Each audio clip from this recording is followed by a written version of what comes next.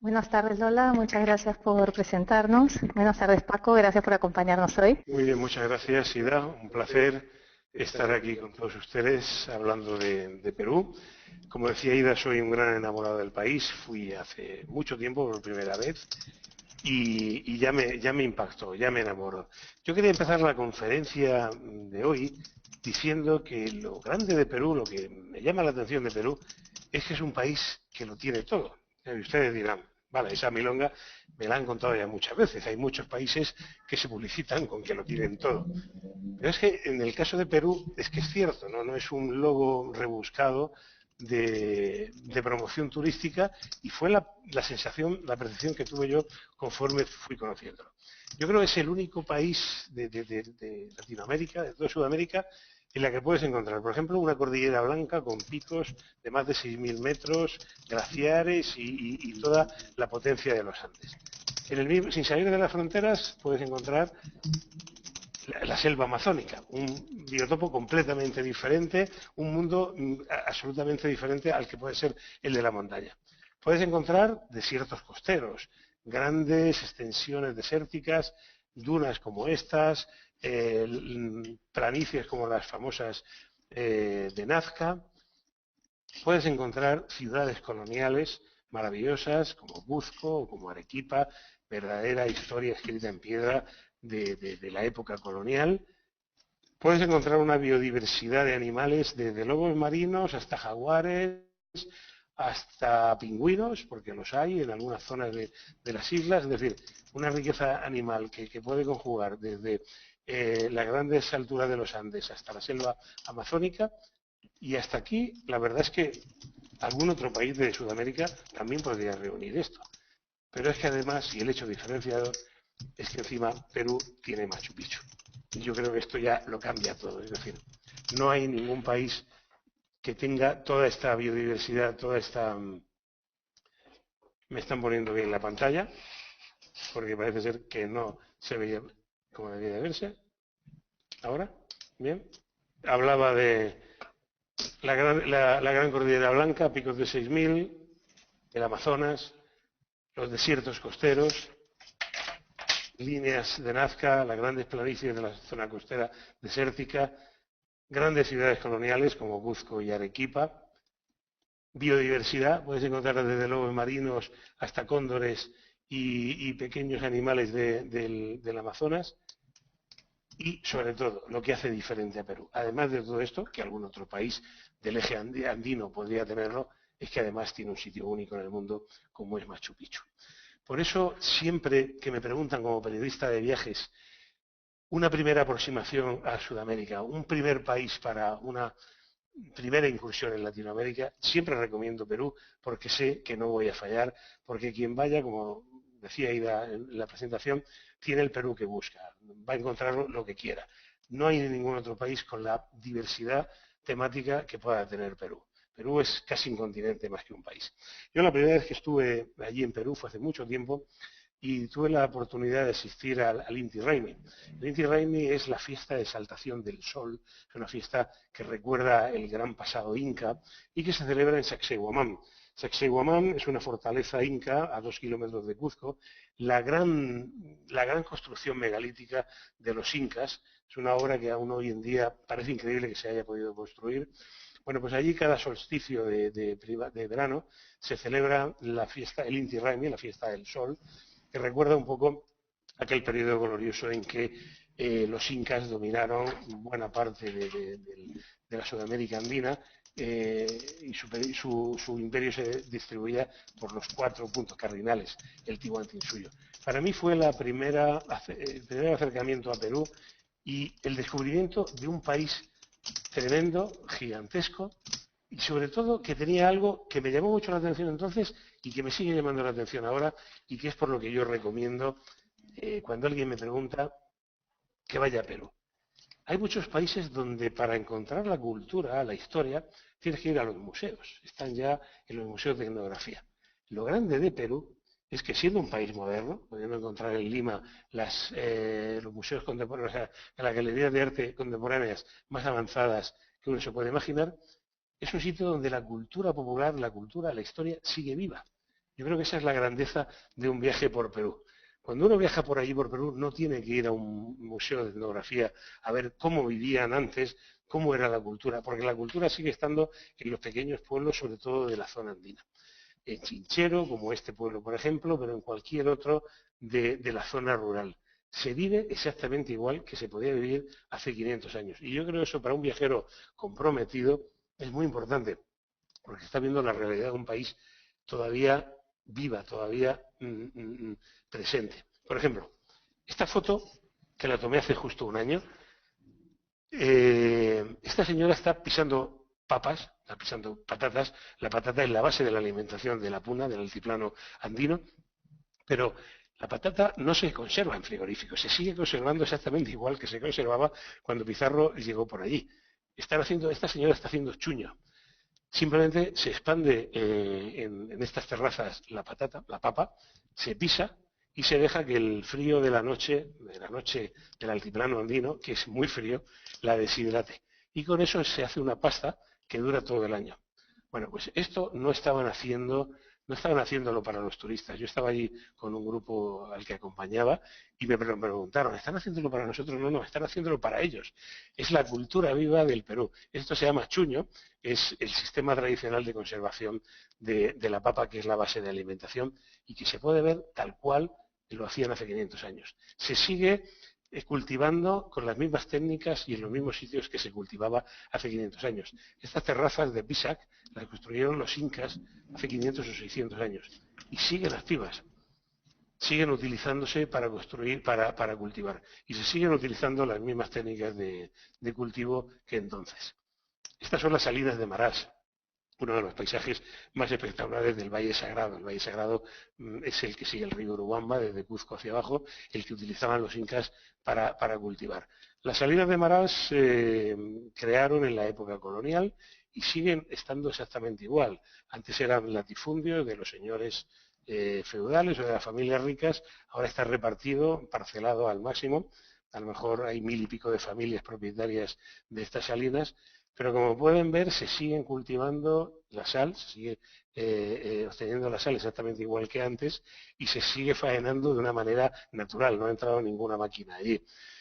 Es una de las visitas típicas del Valle Sagrado, es un paisaje lunar, porque allí en medio de aquellas tierras marrones, sobre todo en época de lluvia, de repente te parece aquel valle encajonado donde el agua salada de un arroyo se aprovecha, se aterraza y se saca la sal. Y la verdad que para un extranjero es una visita excepcional por lo que tiene de paisaje y por lo que tiene de cultura viva. Hace poco tuve también la suerte de ir a una experiencia de turismo comunitario. No me voy a extender aquí porque uno de los webinars de esta serie va a ser sobre el turismo comunitario. Pero sí quería contarles, por ejemplo, la experiencia que tuve en la comunidad de Misminay. Misminay es una comunidad quechua a 4000 metros de altitud en el Valle Sagrado de los Incas. Viven unas 170 familias y se han acogido a un programa patrocinado por el gobierno de turismo comunitario. Les dieron un dinero para que crearan un pequeño comedor y para que hicieran 4 estructuras mínimas, pero el resto de lo que enseñan a los turistas es como ellos viven. Ustedes pueden pensar que esto es la típica turistada de gente que se ha vestido con el traje folclórico y nos reciben con músicas, cantos folclóricos y nos ponen guirnaldas. La realidad es que en el Perú esto no es un montaje, es la cruda realidad. La comunidad de Misminay, esta gente que ustedes están viendo, visten así, viven así, y lo que te enseñan es el sitio donde ellos habitualmente viven, cocinan y cultivan. La experiencia, hay muchas comunidades de este tipo, esta es una de ellas. Te hacen de comer, te enseñan cómo ellos cultivan y cómo cocinan, luego te sirven una guatia, que es una comida popular tradicional de allí a base de tubérculos que se hacen en un horno debajo de la tierra, como lo han hecho ellos siempre, y a los forasteros, a los visitantes, en ese comedor que han creado con el dinero comunal, les sirven una guatia para que comamos lo mismo que ellos comen. Y luego te llevan a hacer una ofrenda a la Pachamama. Esto es algo muy habitual en cualquier relación con el turismo rural. También se puede pensar que es el típico montaje para turistas, solo que aquí no lo es. Es la cruda realidad. Ellos hacen la ofrenda a la Pachamama continuamente. Cogen 3 hojas de coca, la hoja sagrada, para ellos, y se la ofrendan a la Pachamama, es la madre tierra, es de la que viene todo, de la que viene la comida, el agua, la vida, ¿no? Entonces la Pachamama es muy importante en su ciclo de cultivos y hay que hacerle una ofrenda para que esté contenta, para que sea fecunda ese año, ¿no? Ellos lo hacen continuamente y aquí a los turistas pues nos ofrecen hacerlo con ellos. Yo fui con un grupo de gente y la verdad que quedaron muy impactados. Primero por lo que tenía de relación con la hoja de coca, que aquí siempre tiene una connotación más peyorativa, y allí se dan cuenta de que la coca es parte fundamental de la cultura andina, es un alimento para ellos, es un energético y sobre todo es su vehículo de relación con los dioses. Hacen una ofrenda a los apus, este señor estaba haciendo una ofrenda a los apus que eran todas las montañas que rodeaban, decía, pues Apu Vilcanota, Apu Machu Picchu, y el resto de la comunidad le seguía. Y luego esas hojas se enterraban, se quemaban y servían como ofrenda a la Pachamama. Después pues nos enseñaban cómo hilaban, cómo hacían los tejidos naturales, cómo cultivaban la papa, pero lo que a todos los que en aquel momento estuvimos ahí en la comunidad de Misminay nos impactó o nos gustó fue que lo que sentimos es que no estaban haciendo un teatro para nosotros, simplemente estaban haciendo su vida cotidiana, solo que enseñándosela a los forasteros. Esto tiene dos vertientes. Para nosotros, conocer, o sea, para un cliente suyo, para alguien que tenga ustedes que recomendar que haga ese turismo rural, es que puede vivir una experiencia real. Y para ellos es que sin aculturizarse, sin perder su verdadera esencia, son capaces de mostrar lo que hacen y poner en valor su vida, su cultura, su vida diaria. Yo creo que es una muy buena relación, no es el único país. En otros muchos países se están haciendo desarrollos de turismo rural muy interesantes, pero en Perú se está haciendo muy bien porque está consiguiendo que la comunidad consiga un dinero, obviamente nosotros pagamos por ir allí, sin que pierdan su esencia. Y yo creo que esa es la función primordial del turismo rural, que te enseñen cómo viven sin aculturizarse, sin cambiar cómo viven, y tú puedas disfrutar de ese momento. Otra de las cosas que me ha llamado mucho la atención de Perú, de siempre, es la gastronomía. Siempre he pensado que comer bien es fundamental para una experiencia satisfactoria en un viaje. Comer bien con 100 euros en un restaurante se puede hacer en casi cualquier lugar del mundo. Lo bueno de Perú es que tiene una de las grandes gastronomías de toda América. Diría ahí, extendería hasta Alaska, del continente americano. A ver, la gastronomía es cultura, y la cultura es un potaje que se hace lentamente durante mucho tiempo. Solo las grandes culturas tienen grandes gastronomías. China, Francia, España, México, Perú. Porque llevan una cultura muy dilatada y eso ha creado una gastronomía rica. La gastronomía peruana es fascinante. Lo bueno es que, como decía, no tienes que ir a un restaurante caro para probarla. La puedes probar en una chifa, que es un restaurante popular, baratísimo, donde puedes comer por 4 o 5 euros, de cocina peruano-china. La puedes tomar en una cevichería, que es donde se hacen los famosos ceviches, los pescados crudos. La riqueza de ajís, de supes, de tiraditos, es increíble. Pero sobre todo es que en cualquier garito que pares en medio de la carretera hay una gastronomía refinada y interesante. Piensen que la gastronomía peruana es fruto, como todas las grandes gastronomías, del mestizaje. Se mestizó con la española en el siglo XVII. Los ceviches, la señal de identidad de la cocina peruana, es un restyling, es una estructuración de los escabeches que llevaron los españoles. El arroz chaufa es una versión peruana del arroz frito japonés, y así, etcétera, etcétera, etcétera, ¿no? Es una cocina muy rica que bebe de las fuentes andinas. Ahora se ha puesto muy de moda la quinoa, pero la quinoa la llevan tomando la gente del altiplano desde hace 5.000 años y no han dejado de tomarla, solo que ahora es muy moderno y es muy cool. Los tiraditos, los ajís, los picantes, todo eso forma parte de la gastronomía peruana y es riquísimo. Otra experiencia. Como ven, en esta conferencia del webinar no trato de darles una charla típica y oficial sobre qué es Perú, sino contarles experiencias personales que he vivido en mis muchos viajes. Y una de las más interesantes que pude vivir, este fue un viaje que hice hace bastante tiempo, fue el Andean Explorer, el tren de la Puna. Es un tren de época, o ambientado en la época de principio del siglo, que recorre de Cuzco a Puno, y de Puno a Cuzco, en ambos sentidos, varias veces a la semana. Como saben, son las dos grandes ciudades del altiplano, Cuzco, la ciudad histórica, la capital del Tahuantinsuyo, y Puno, la capital del lago Titicaca. Bueno, pues este tren es un tren turístico, como les digo, ambientado en la época del principio del siglo, con unos vagones encantadores, de confort, en los que te puedes sentir con Poirot en una novela de Agatha Christie. Recorre la distancia de Puno a Cuzco y viceversa en unas 10 horas. Es un viaje de día. Tiene servicio de restaurante, muy elegante, te preparan sus piscos. Tiene un vagón panorámico en el que puedes salir a hacer fotografías y pasa por unos lugares espectaculares. Remonta el río Vilcanota hacia las cumbres de los Andes y sube hasta 4.321 metros de altitud en lo que le llaman la raya. Allí es donde para, aquí es donde para el tren. Esta es la raya. La raya es la división geográfica y también hidrológica entre la cuenca de Puno y la cuenca de Cuzco. Allí para, es 4.319 metros de altitud.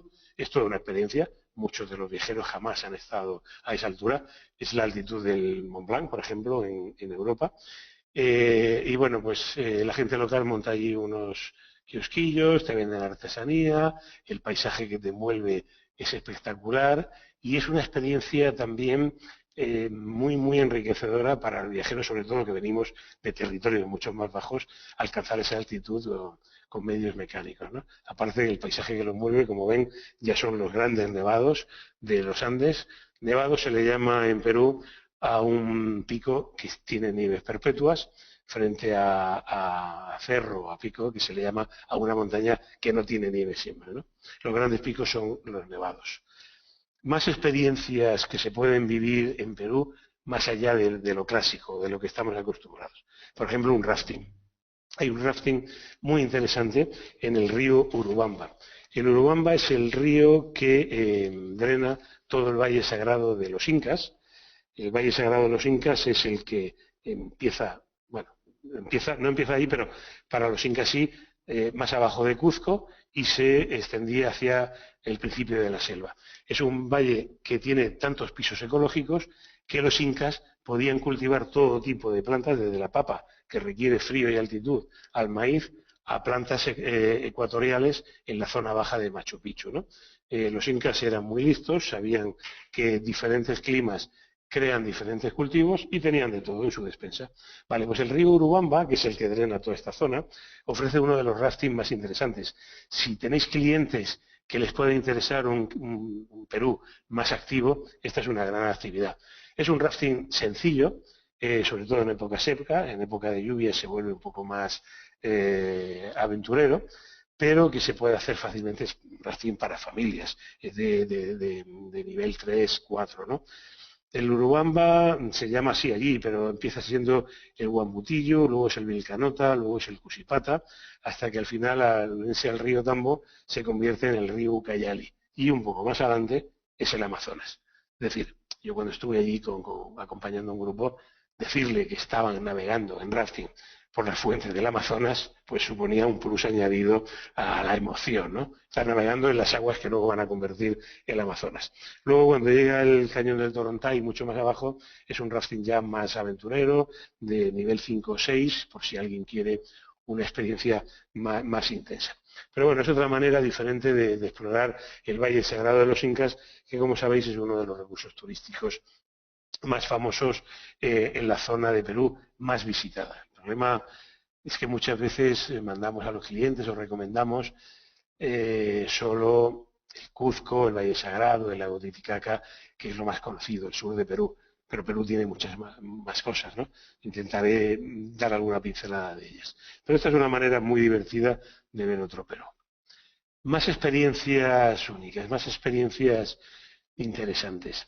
Arequipa es la segunda ciudad de Perú, está también al sur, es la ciudad blanca, porque todo está construido, es una ciudad colonial muy bonita, es la ciudad donde nació Vargas Llosa también, y bueno, le llaman la ciudad blanca porque, como veis, todas sus edificaciones, sobre todo las del centro histórico, están construidas con una piedra caliza de color blanco. Es una ciudad muy agradable, un clima cálido, muchas calles peatonales, un estilo de vida muy de vivir al aire libre, que al cliente mediterráneo le gusta mucho, aunque está rodeada de los grandes nevados de la vertiente occidental de los Andes. Pero curiosamente, lo que más atrae turismo a Arequipa no es blanco. Estos son los nevados que rodean la ciudad de Arequipa. Los paisajes, como veis en Perú, son espectaculares. Tener una cordillera con picos de 6.000 metros ahí al lado imprime un carácter al escenario diferente a todo.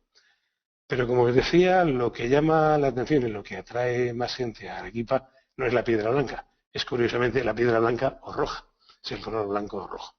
Este es el monasterio de Santa Catalina. Es el principal hito turístico de Arequipa. Y diréis, bueno, es un monasterio más, pero no, es el monasterio más sorprendente que yo he visto en mi vida y he visto muchos. Santa Catalina fue un monasterio fundado en 1580 por los españoles durante la época de la colonia para albergar a las hijas mayores de las familias pudientes, las familias nobles españolas que por norma, por tradición, tenían que tomar los hábitos. Vale, hasta aquí normal. Eso ha pasado en todo el mundo católico hispánico siempre, ¿no? Solo que allí las normas se relajaban de otra manera o se tomaban de otra manera, estaban muy lejos del poder real de la Castilla al otro lado del Atlántico, y el monasterio de Santa Catalina fue evolucionando hasta crear en realidad un pequeño pueblo, un pequeño microclima cerrado, de clausura, en el que las supuestas monjas o novicias de familias nobles vivían una vida más o menos licenciosa, en la que tenían sirvientas, sirvientes, organizaban fiestas, recibía gente, y bueno, pues aquello era un pequeño pueblo dentro de un pueblo, ¿no? Solo que en teoría de clausura. Hoy en día Santa Catalina es el mejor ejemplo de un pueblo colonial español, un pueblo colonial de sabor español al otro lado del Atlántico. De hecho, como veis, las calles pues todavía tienen calle Burgos, calle Toledo, calle Córdoba. Cada monja tenía su pequeña casa con su sirvienta, organizaba sus fiestas, había una vida social muy intensa y esto así fue durante 3 siglos, hasta que un papa se dio cuenta de lo que estaba pasando allí, acabó con aquella vida licenciosa, obligó a despedir a toda servidumbre y a que quien estuviera allí siguiera fielmente las reglas de un monasterio, ¿no?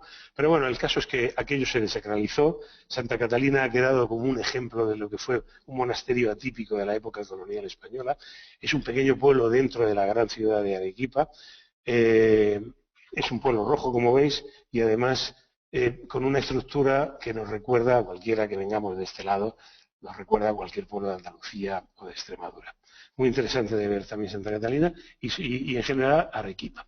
Y ya que estamos en Arequipa, otra experiencia recomendable. Arequipa es el punto de salida para visitar el Valle del Colca.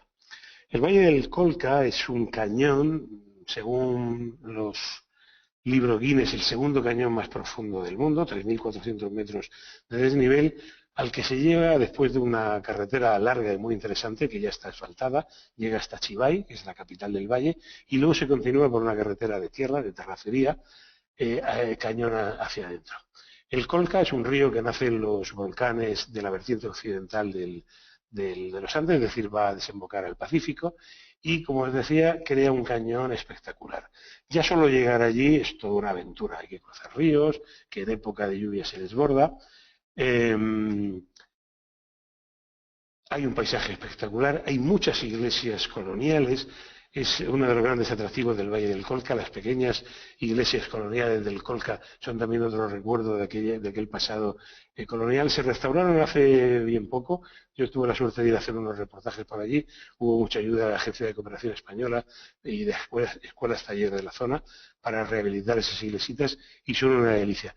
Pero el gran destino de una excursión al Valle del Colca, que se puede hacer de un tirón desde Arequipa, es un palizón, o mejor durmiendo en Chivay o en alguno de los pueblos del valle, es llegar al mirador del Cóndor. Es está a 5.000 metros de altitud y es un mirador sobre el gran cañón que excava el río Colca. Es realmente un lugar excepcional donde la naturaleza se empleó a fondo, rodeado, como os decía, de picos de 6.000 metros, de grandes nevados, con un paisaje excepcional, y siempre el cañón, el río Colca abajo, que es el gran creador, el gran hacedor de este cañón.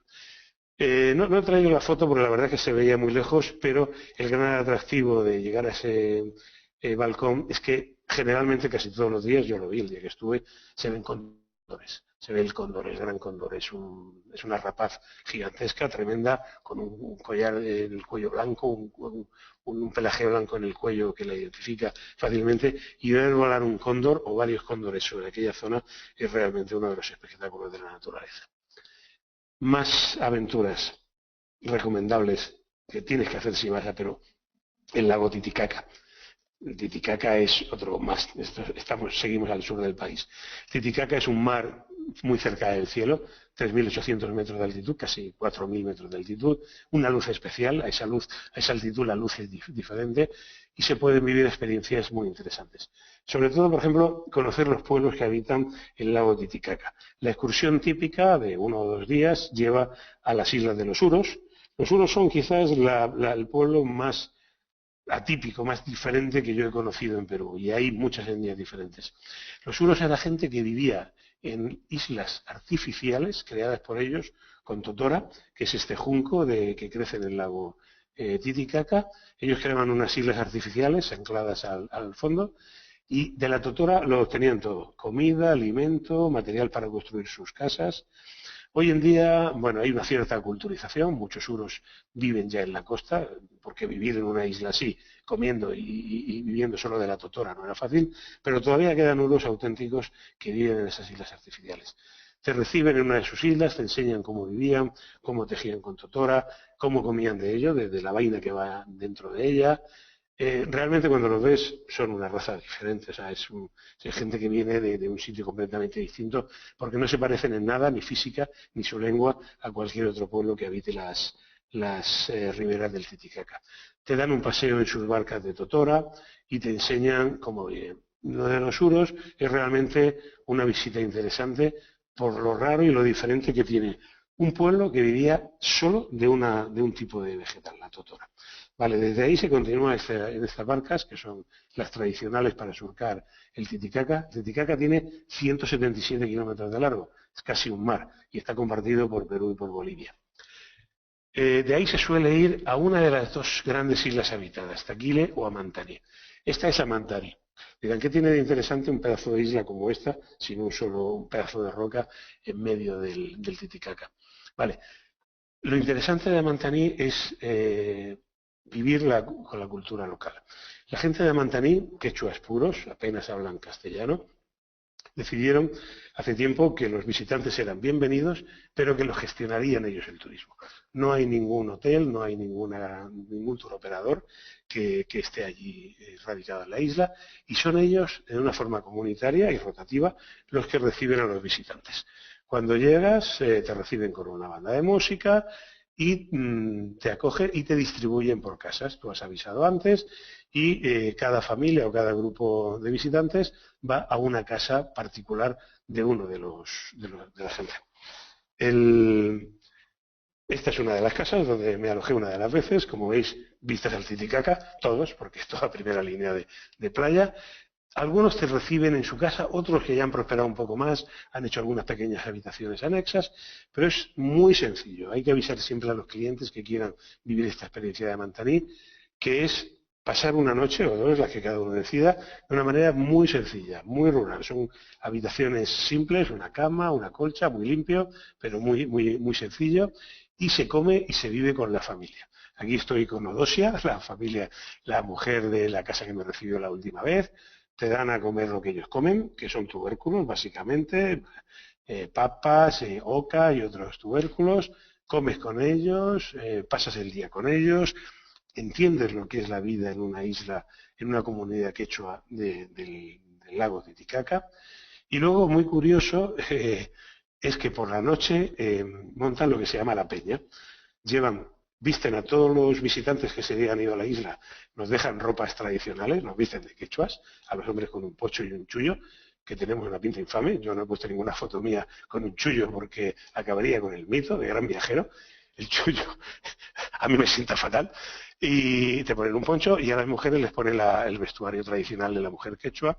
Y entonces nos reúnen a todos en un local comunal con luz de camping gas, no hay luz eléctrica en la isla, tampoco agua potable, y se monta una verbena, la típica verbena con una banda de música, con una quena, con unas guitarras, con unos... ¿cómo se llaman las guitarras pequeñas? Los charangos, y se monta una fiesta que os prometo que es indescriptible. No hace falta ni alcohol ni nada especial. Solo el placer de estar allí bailando con ellos, disfrutando con ellos. En la noche cerrada del lago Titicaca, que si sales a la puerta ves 100 millones de estrellas, es una noche inolvidable.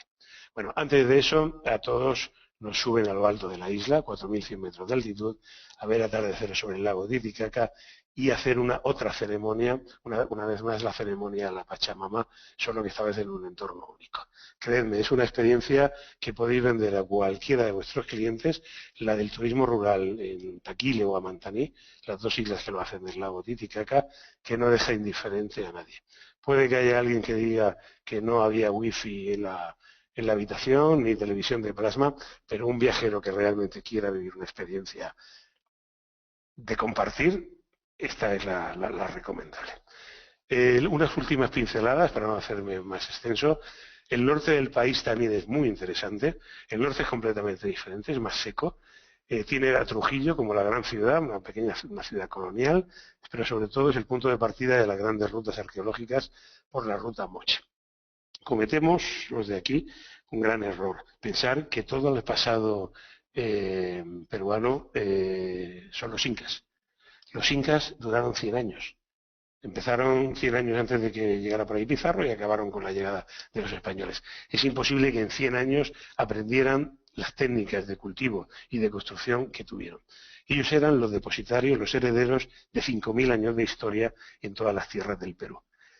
Moches, chachapoyas, docenas de culturas les precedieron y ellos solamente heredaron esos conocimientos. Vale. La mayoría de esas culturas preincaicas florecieron en el norte del Perú y eso es lo que enseña la ruta Moche, que empieza en Trujillo, acaba en Chiclayo y pasa por lugares como la Huaca del Sol y la Luna. Una huaca es una pirámide truncada. Huaca en general es un sitio sagrado, pero hoy llamamos a pirámides que se ven distribuidas por todo Perú, hechas con ladrillos de adobe. Se pasa por Chan, que es esto, la segunda mayor ciudad de adobe del mundo, fue la capital del reino Chimú, otra de las culturas preincaicas. El adobe se conserva muy mal con la lluvia, pero aún así la ciudad era tan grande y tan extensa y tenía unos palacios que se puede ver mucha ciudad en estas ruinas de Chan Chan, declaradas Patrimonio de la Humanidad. El Museo del Señor de Sipán, este fue el gran hallazgo de la arqueología peruana, era una tumba mochica. Las mochicas se desarrollaron entre el siglo I y VII después de Cristo, de nuestra era. Y bueno, los huáqueros, los exploradores de tumbas acabaron con casi todo, pero afortunadamente alguna quedó. Y unos arqueólogos descubrieron una tumba cerca de Trujillo, en donde había el enterramiento de varios señores importantes intacto, con todo su ajuar funerario, incluido el del señor dominante, el señor de Sipán, como se le ha llamado, que nos ha desvelado mucha información sobre aquella cultura moche, sus tradiciones y su forma de vestir y su ajuar funerario. Otro museo fundamental cuando viajas por el norte del país, a recomendar a cualquiera de vuestros clientes. El Museo de la Señora de Cao. Es lo mismo, en la zona del Brujo, las Huacas del Brujo, se descubrió una tumba, solo que en este caso, bingo, era de una mujer. Siempre se pensó que estábamos hablando de sociedades muy patriarcales, donde la mujer tenía un papel secundario, y de repente aparece una tumba con una mujer, con todo el ajuar funerario de personaje importante, de diosa y sacerdotisa, y rompe todos los esquemas que se tenían, ¿no? Es la Señora de Cao, también un lugar fundamental. Este es el interior del museo. Son museos, tanto el de Sipán como el de Cao, que han tenido todo tipo de premios de diseño actual. Son museos hechos con las últimas tecnologías y que realmente impactan con la sobriedad y el minimalismo del desierto que les rodea. En fin, podríamos estar hablando mucho tiempo. Resumir Perú en 30 minutos, y creo que me he pasado los 30 minutos, es imposible. Hay tantas cosas que ver en este país continente. Nos quedaría pues toda la zona, el tercer biotopo, el Amazonas, Iquitos, el Parque Nacional del Manú, toda la biodiversidad que te puedes imaginar en el corazón del Amazonas.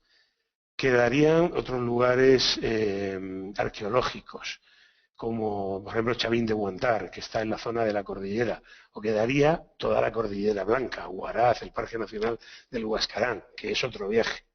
Y por supuesto, sí, además de todo esto, Perú tiene Machu Picchu, que es, digamos, o sea, cuando tú estás jugando un partido y vas empate, este es el gol definitivo, esto es lo que marca una diferencia. O sea, no conozco a nadie que haya ido a Perú, haya estado en este punto, que es un mirador estratégico por el que pasas. Las visitas al yacimiento están dirigidas de manera que subes por una rampa anónima, tapada por vegetación, no ves nada, y de repente sales aquí. Está hecho de esa manera escenográfica y con muy buen criterio. Y la primera visión que tienes de Machu Picchu es esta. Y la gente llora, créanme, la gente que me ha acompañado en algunos viajes lloraba al ver esto, porque bueno, es una imagen que todos tenemos en la retina, que todos hemos visto 1000 veces, y sentirse allí por fin es que no decepciona. Aparte de que es que el sitio, como veis, es impresionante. Esto es Huayna Picchu, la subida a la montaña que pone la decoración, que también es otra de las aventuras en Machu Picchu. Nos quedaría Cuzco, la gran ciudad colonial, el eje del Tihuantinsuyo, una ciudad maravillosa que también por sí justificaría un viaje. Pero en fin, estos son unas breves pinceladas de Perú, un país, para mi gusto, perfecto para una primera aproximación a Latinoamérica, para una primera, para una segunda o para una tercera. Un país que nunca decepciona y en el que siempre encuentras algo que busques. Perú nunca te decepciona. Perú es cultura viva y está ahí para descubrirlo. Muchas gracias por la atención. Espero que os haya resultado interesante. Como veis, soy un enamorado de Perú y no me canso de recomendarlo. Espero que haya podido transmitirlo.